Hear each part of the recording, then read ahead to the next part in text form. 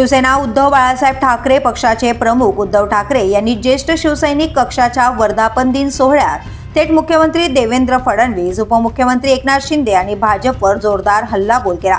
पालघर साधू हत्याकांडातील आरोपी म्हणून सरकारने ज्या काशीनाथ चौधरीवर बोट ठेवले होते त्यालाच भाजपमध्ये प्रवेश दिल्याचा मुद्दा उपस्थित करत उद्धव ठाकरे म्हणाले, मी मुख्यमंत्री असताना भाजप बेंबीच्या देठापासून ओरडत होती की शिवसेना हिंदुत्वाच्या विरोधात आहे।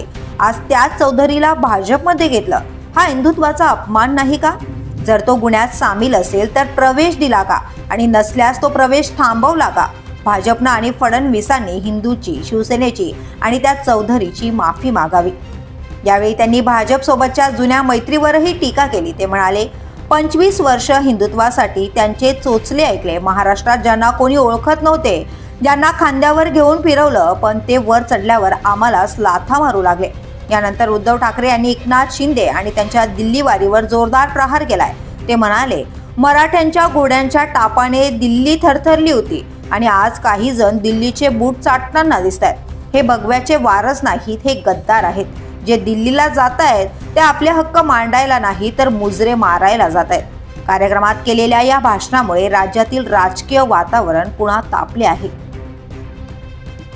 The police news bureau, Mumbai.